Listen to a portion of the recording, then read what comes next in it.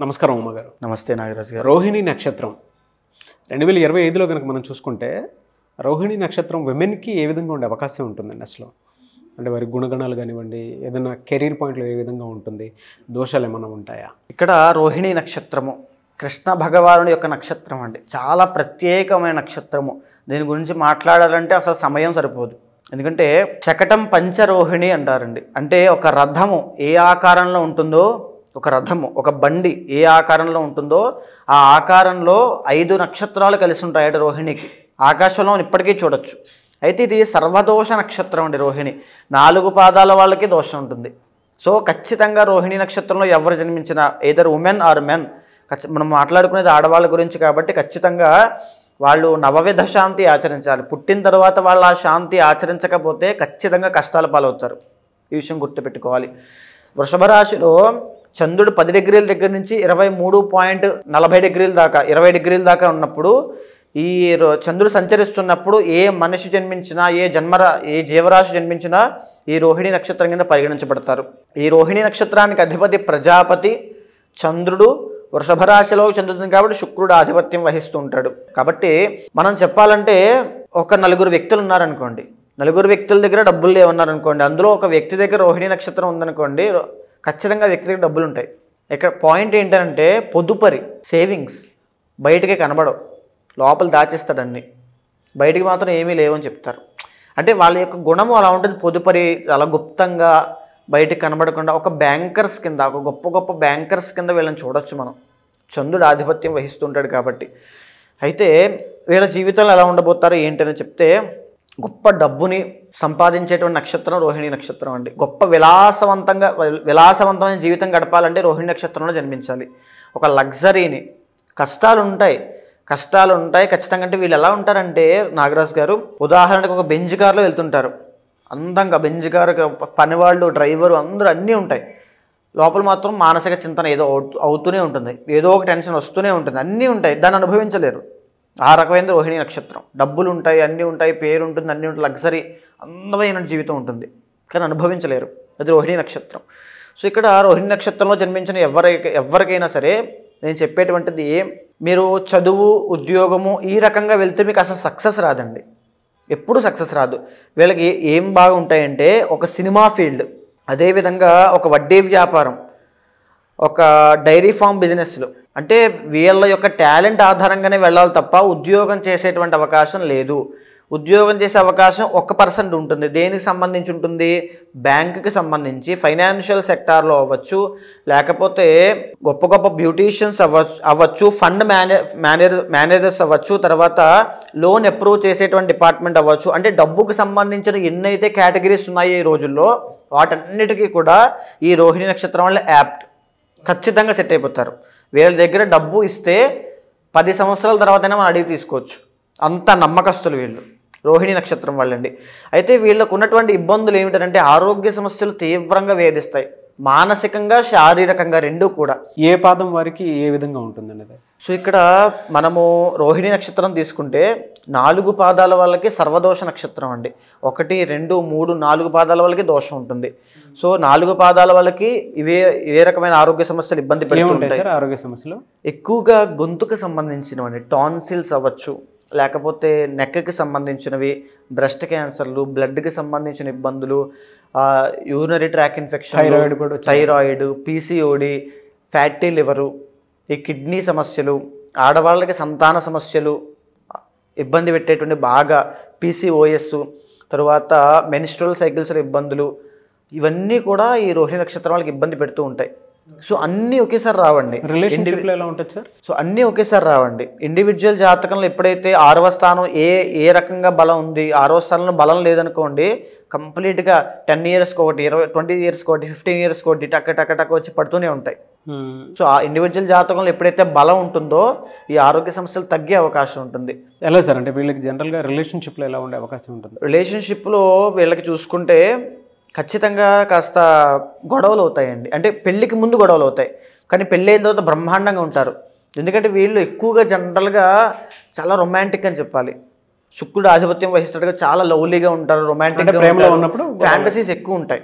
చాలా చాలా lovely persons అండి. కానీ వీళ్ళని అర్థం చేసుకుని వీళ్ళ ఎక్స్పెక్టేషన్స్కి లేకపోతే వీళ్ళ ఫ్యాంటసీస్కి తగినటువంటి వరుడు దొరకడం కాస్త కష్టం అవుతుంది, మెజారిటీగా చాలా కష్టం అవుతుంది. సో ఎప్పుడైతే అలాంటి ఇంటర్ కాస్ట్ మ్యారేజ్లు చేసుకోవడంలో రోహిణి నక్షత్రం వాళ్ళు ఎక్కువ ఉంటారు. ఓకే, ఖచ్చితంగా ఇంటర్ కాస్ట్ మ్యారేజ్లు అవుతాయి, ఇంట్లో గొడవలు అవుతాయి, అత్తగారితో గొడవలు అవుతాయి. తర్వాత వెళ్ళే కొద్దీ ఆ ఇండివిజువల్ జాతకంలో అష్టమ స్థానం బలంగా ఉందనుకోండి, వెళ్ళే కొద్దీ అత్తగారి ద్వారా ఆస్తి విపరీతంగా వీళ్ళకి కలిసి వస్తుంది. సో మొదట్లో చాలా గొడవలు అయినప్పటికీ కూడా తర్వాత వైవాహిక జీవితంలో అంత సాటిస్ఫాక్షన్ ఉండదు వీళ్ళకి. రోహిణి నక్షత్రం వాళ్ళకి ఎప్పటికప్పుడు డిసప్పాయింట్ అవుతూనే ఉంటారు, కానీ జీవితంలో మాత్రం విలాసంగా బ్రతకాలని అనుకుంటారు. బయటికి మాత్రం చాలా అందంగా, హ్యాపీగా, లవ్లీగా, ఫ్రెండ్లీగా, రొమాంటిక్గా కనిపించినా లోపల చాలా బాధలు ఉంటాయి వీళ్ళకి. చాలా బాధపడుతూ ఉంటారు. ఒక డిప్రెషన్, యాంగ్జైటీ, బయటికి కనిపించినటువంటి యుద్ధం చేస్తూనే ఉంటారు ఈ రోహిణి నక్షత్రం వాళ్ళు. కానీ ఎప్పుడూ ఒక హ్యాపీగా, ఒక అందంగా, ఒక బ్రతుకుతున్నాం చాలా లగ్జరీగా, అబ్బా ఏముంటారో అలా ఉండాలో లైఫ్ అంటే అనుకుంటారు వీళ్ళని చూసి. కానీ వీళ్ళకుండే బాధలు తెలియవు బయటికి. ఫినాన్షియల్గా బాగుంటారు, ఫినాన్షియల్గా మంచి స్థాయిలో ఉంటారండి వీళ్ళు. 2025లో ఏ మంత్లో ఏ విధంగా ఉండే అవకాశం ఉంటుందండి? ఇప్పుడు యాక్చువల్గా ఈ రోహిణి నక్షత్రం వాళ్ళకి కంటక శని అనేటువంటిది ఉందండి. అంటే దశమ స్థానంలో శని ఉన్నాడు రోహిణి నక్షత్రం వాళ్ళకి. ఎప్పుడైతే దశమ స్థానంలో శని ఉంటాడో వీళ్ళు పడేటువంటి కష్టానికి వృత్తి, వ్యాపారము ఈ రకంగా ఇబ్బందులు ఎక్కువ అవుతూనే ఉంటాయి. అంటే అభివృద్ధి అనేటువంటిది కనబడదు. ఎప్పుడైతే మార్చి 30 తర్వాత కంటక శని వెళ్ళిపోబోతుందో వీళ్ళకి ఒక రకమైనటువంటి గ్రోత్ అండి, సడన్ గ్రోత్. 2025వ సంవత్సరంలో అద్భుతంగా ఏదైనా నక్షత్రము ఒక అత్యున్నత శిఖరాలకు వెళ్ళబోతోందంటే రోహిణి నక్షత్రం. ఎందుకనంటే వీళ్ళకి 2025 తర్వాత 2025లో మార్చి 30 తర్వాత శని దోషం వెళ్ళిపోబోతోంది. మే 15 తర్వాత గురుడు 2వ స్థానంలోకి రాబోతున్నాడు. మే 18 తర్వాత కుంభంలోకి రాహు రాబోతున్నాడు. అద్భుతమైనటువంటి రాజయోగము రోహిణి నక్షత్రానికి పట్టబోతోందండి. ఓకే, వృత్తిరీత్యా ఎవరికైనా వివాహం కాలేదు ఇప్పటిదాకా, ఖచ్చితంగా వివాహం అయిపోతుంది. కానీ చెప్పే విషయం ఏంటంటే వైవాహిక జీవితంలోకి వెళ్ళే ముందు ఆచితూచి అడుగు వేయండి. చాలా గొడవలు అవుతాయి. సో మీరు భరించలేరు, అలాంటి ఇబ్బందులు అయ్యే అవకాశాలు ఉంటాయి. ఇండివిజువల్ జాతకం తప్పనిసరిగా చెక్ చేసుకోండి, నవాంశ చూసుకోండి. కలత్ర స్థానము, మాంగళ్య దోషం లాంటివి ఉంటే ముందుగానే ఆడవాళ్ళు కుంభ వివాహం లాంటివి, ఈ యొక్క సువర్ణదానం లాంటివి ఆచరించిన తరువాత మాత్రమే ముందుకు వేయండి. తర్వాత ఇబ్బందులు పడితే అది వెనక్కి రాదు. ఓకే, అయితే రెండవది సంతానం లేదనుకున్న వాళ్ళకి ఖచ్చితంగా వీళ్ళకి సంతానం కలగబోతుందండి ఇప్పుడు. అండ్ ఇంకొకటి వీళ్ళకి ఆ పంచమ స్థానం వచ్చేసి కన్య అవుతుంది కాబట్టి సంతాన విషయంలో కాస్త ఇబ్బందులు అవుతాయి. సో కన్సీవ్ అయిన తర్వాత డెలివరీ అయ్యేలోపు ఖచ్చితంగా ఇబ్బందులు వస్తాయి. కానీ ఓవరాల్గా లాస్ట్కి మాత్రం ఆడ సంతానం కలిగిందంటే వీళ్ళకి ఖచ్చితంగా అద్భుతమైనటువంటి జీవితం ఉంటుంది. ఆడ సంతానము రోహిణి నక్షత్రాన్ని కలిగిందంటే అదృష్టం అని చెప్పాలి. మీరు రోహిణి నక్షత్రంలో జన్మించినట్లయితే మీకు ఆడ సంతానం కలిగితే ఖచ్చితంగా మీరు చాలా అదృష్టవంతులు. ఎలా సార్? అంటే వీళ్ళకి జనరల్గా మిగతా మంత్స్ ఏ విధంగా ఉంటుందండి? మిగతా మంత్స్ వచ్చేసి 2025 మార్చి 30 తర్వాత నుంచి అక్టోబర్ దాకా అండి. అసలు అవసరం లేదు, వెనక్కి తిరిగి చూడాల్సిన అవసరం లేదు ఏ మంత్లో కూడా. మే దగ్గర నుంచి చూసుకోండి, May, June, July, August, September, October, ఈ 6 నెలల పాటు అద్భుతమైన జీవితాన్ని చూస్తారు. అదృష్టం వీళ్ళకి వెతుక్కుంటూ వస్తుంది. వీళ్ళు కనుక తలుపులు మూసుకుని ఇంట్లో కూర్చుంటే వీళ్ళకి పట్టదు. కానీ ఆ తలుపులు మూసుకుని ఇంట్లో కూర్చోవడం అంటే ఇండివిజువల్ జాతకంలో దోషం ఉండడం అండి. ఎందుకంటే ఇప్పుడు పట్టేటువంటి మీకు రాజయోగము, ఇప్పుడు పట్టే అద్భుతమైనటువంటి ధనయోగములు మీకు మళ్ళీ ఎప్పుడు పడతాయో కూడా తెలియదు. దోషాలు ఏముంటాయండి వీళ్ళకి? దోషాలు మేజర్గా రోహిణి నక్షత్రం వాళ్ళకి ఇబ్బంది పెట్టేవి కెరీర్ పరంగా అండి. కెరీర్ పరంగా కాస్త ఇబ్బందులు ఉంటాయి. సో బయటికి కనిపించేంత ఆర్భాటంగా ఉండేంత, అలంకారంగా ఉండేంత, ఆనందంగా ఉండేంత కెరీర్ ఏమి ఉండదు. లోపల చాలా ఇబ్బందులు ఉంటాయి. కెరీర్ పరంగా చాలా నలుగుతారండి వీళ్ళు. నలిగి అప్పుడు పైకి ఎదుగుతారు. ఇంకేమైనా ఉన్నాయండి అంటే రోహిణి? సో ఇక్కడ రోహిణి నక్షత్రానికి ఒక మ్యాజిక్ ఉంటుందండి. అంటే వీళ్ళు ఎప్పుడైనా సరే రోహిణి నక్షత్రం వాళ్ళు పక్క వాళ్ళ సపోర్ట్ తీసుకున్నారనుకోండి ఎదగలేరు. ఇండివిజువల్గానే ఎదగాలి.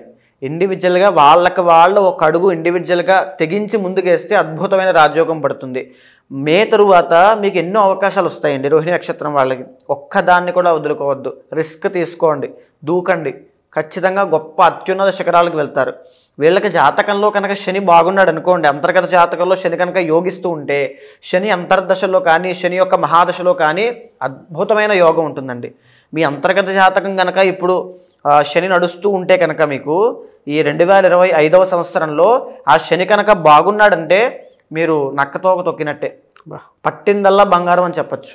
సో అందరికీ ఆ యోగం పట్టదు. ఎప్పుడైతే శని వీక్గా ఉంటాడో, కొన్ని డిగ్రీల దగ్గర వీక్గా ఉంటూ ఉంటాడు. సో ఎప్పుడైతే శని మేషంలో ఉంటాడో నీచ స్థితి పడతాడు. అలాంటి స్థాయిలో ఉన్నప్పుడు కొన్ని పరిహారాలు ఉంటాయి. సుదర్శన హోమము, లేకపోతే శనికి సంబంధించిన ప్రత్యేకమైన పాశుపత పూజలు ఉంటాయి. అవి చేయించడం వల్ల రోహిణి నక్షత్రానికి అదృష్టం పడుతుంది. సో ఇది చాలా పీక్ టైం అండి. ఒక ప్రైమ్ టైం అంటారు కదా, ప్రతి మనిషికి ఒక టర్నింగ్ పాయింట్, ఒక ప్రైమ్ టైం ఉంటుంది కదా. రోహిణి నక్షత్రం వాళ్ళకి ఇదే, ఈ మే తరువాత. సో ఈ మే తరువాత నుంచి ప్రతి ఒక్కరూ కూడా రోహిణి నక్షత్రం వాళ్ళు ఇండివిజువల్ జాతకంలో చూసుకుని ఏ దోషాలను అన్నీ తొలగించేసేయండి, ఏది ఉండకూడదు. ఇంకా ఎలా మిమ్మల్ని అప్రోచ్ అవ్వచ్చండి? అంటే తప్పకుండా అండి, కన్సల్ట్ అయితే ఖచ్చితంగా ఇండివిజువల్ జాతకంలో ఏదైతే జన్మకుండల దోషం ఉందా, దశాంశ నవాంశ వైవాహిక జీవితంలో చాలామంది లవ్ ప్రాబ్లంతో ఇబ్బంది పడుతుంటారు, వీళ్ళలో సక్సెస్ రాదు, అది మెయిన్ ప్రాబ్లం. సో ఇందాక చెప్పాం, బయటకు కనిపించే అది మేకపోత గాంభీర్యంలా ఉంటుంది అంతే వీళ్ళది. సో రోహిణి నక్షత్రం వాళ్ళకి అది లేకుండా ఇండివిజువల్ జాతకంలో పరిహారం కనుక ఆచరిస్తే గొప్ప జీవితం ఉంటుంది వీళ్ళకి. ఓకే, జనరల్గా అడుగుతున్నాను సార్, వీళ్ళకి ఏ వారం ఎక్కువగా కలిసి వచ్చే అవకాశం ఉంది? సో ఎక్కువగా శుక్రవారం అండి. శుక్రవారం నాడు వీళ్ళు ఎవరిని కొత్త వ్యక్తుల్ని కలిసినా, ఒక బిజినెస్ మీటింగ్స్ అవ్వచ్చు, ఒక ఉద్యోగ ప్రయత్నం అవ్వచ్చు, లేకపోతే వీళ్ళు చేసేటువంటి ప్రయత్నం శుక్రవారం స్టార్ట్ చేయడం కానీ ఏం చేసినా అద్భుతంగా ఉంటుంది శుక్రవారం నాడు. ఎనీవేస్ థ్యాంక్ యూ అండి, thank you so much Uma గారు. నమస్తే. ఏవైతే మీరు మాట్లాడటం జరిగిందో వాటికి సంబంధించినటువంటి వాటిలో ఏదైనా చిన్న దోషం ఉన్నా, లేదా పరిహారాల కోసం అని చెప్పేసి పూజల కోసం, హోమాల కోసం, లేదా మంచి లగ్నం కోసం, లేదా కొంతమందికి ఏంటంటే సంతానానికి సంబంధించినటువంటి ఇష్యూస్ ఉంటాయి. కొంతమందికి ఏంటంటే వ్యాపారం ఏదైనా మంచి టైంలో ప్రారంభించాలనుకుంటారో, వారి పేరు వాళ్ళని బట్టి ముందుకెళ్ళాలి అనుకునేటువంటి వాళ్ళు ఉంటారు. కొంతమంది మంచి ముహూర్తం కోసం, పెళ్ళిళ్ళ సీజన్ ఇది, దానికి సంబంధించింది కూడా కావాలనుకునేటువంటి వాళ్ళు ఉంటారు. మిమ్మల్ని వీడియోస్ చూసిన తర్వాత అప్రోచ్ అవ్వాలి అనుకునేటువంటి వాళ్ళకి మీరు ఏం చెప్తారు? అపాయింట్మెంట్ ఇస్తారా? ఎలా అప్రోచ్ అవ్వాలి? తప్పకుండా అండి. ఇప్పుడు నేను చెప్పినటువంటివన్నీ కూడా గోచార ఫలితములు, అదేవిధంగా జ్యోతిష్ శాస్త్రంలో చెప్పబడిన బ్లూ ప్రింట్ అండి నేను చెప్పింది. సో ఎప్పుడైతే మీ ఇండివిజువల్ జాతకంలో నేను ఒక్క విషయం చెప్తాను నాగరాజు గారు, అవుట్ ఆఫ్ 10 పీపుల్ అంటే ప్రతి 10 మంది జాతకంలోనూ ఎవరికో ఒక్కరికైనా ఖచ్చితంగా గొప్ప రాజయోగం ఉంటుంది. కానీ ఇప్పుడున్నటువంటి భారతదేశంలో ఎన్నో కోట్ల మంది కూలీ పని చేస్తున్నారు. కొన్ని కోట్ల మంది చదువుకున్న చదువుకి ఉద్యోగానికి సంబంధం లేక బ్రతుకుతున్నారు. కొన్ని కోట్ల మంది వైవాహిక జీవితంలో ఇబ్బందులు వచ్చే విధంగా బతుకుతున్నారు. కొన్ని కోట్ల మంది ఆరోగ్య సమస్యలతో ఇబ్బంది పడుతున్నారు. వీళ్ళందరికీ కూడా సరైన అవగాహన లేకపోవడమే. మనకి జ్యోతిష్ శాస్త్రం ఆయుధం అనేటువంటిది ఉంది. అది చూసిన తర్వాత ఏ పరిహారం ఆచరించవచ్చు, దేని ద్వారా ఏది వస్తుందో తెలుసుకోవచ్చు, ఏ సమయంలో జాగ్రత్తగా ఉండాలి ఇవన్నీ కూడా తెలుసుకోవచ్చు, జాగ్రత్త పడవచ్చు. అలాంటి వాళ్ళు ఎవరికైనా సరే వాళ్ళకి తప్పకుండా నేను సహాయం చేస్తాను. తప్పకుండా వాళ్ళ వెనకాల నేను ఉంటాను. ఏ సక్సెస్ కావాలో, దానికి ఎలాంటి మార్గంలో వెళ్ళాలో, ఎలాంటి దారి తీసుకోవాలో, ఏ సమయంలో ఆలోచించాలో తప్పకుండా వాళ్ళకి నేను దిశానిర్దేశం చేస్తాను. తప్పకుండా కన్సల్ట్ అవ్వండి, తప్పకుండా మాట్లాడతాను. డెఫినెట్గా. Thank you so much Uma గారు. నమస్తే. చూసారు కదండి వీడియో. ఈ వీడియోపై మీ అభిప్రాయాన్ని కమెంట్ బాక్స్లో పోస్ట్ చేయండి. ముఖ్యంగా మీరు కనుక ఏ చిన్న డౌట్ ఉన్నా సరే, వాటికి సంబంధించినటువంటి వీడియోస్ కావాలనుకుంటే మీరు కింద కామెంట్ బాక్స్లో పోస్ట్ చేయొచ్చు. డెఫినెట్గా వాటి మీద మేము వీడియోస్ చేస్తాము. అట్ ద సేమ్ టైం ఎవరైనా సరే వారి వ్యక్తిగత జీవితానికి సంబంధించినటువంటి వేదిక ఆస్ట్రాలజీ ప్రకారం ఏం చెప్తుందని తెలుసుకోవాలి అనుకునేటువంటి వాళ్ళు ఎవరైనా సరే ఉమా గారిని అప్రోచ్ అవ్వాలి అనుకుంటే స్క్రీన్ మీద మీకు కాంటాక్ట్ నెంబర్ కనిపిస్తుంది. దాన్ని మీరు కాలర్ మెసేజ్ వాట్సాప్ చేసి వెంటనే అపాయింట్మెంట్ బుక్ చేసుకోండి. అండ్ ఈ వీడియో లైక్ చేయండి, షేర్ మాత్రం తప్పకుండా చేయండి. ఇలాంటి మరిన్ని వీడియోస్ కోసం మా ఛానల్ ఫాలో అవ్వండి. Thank you.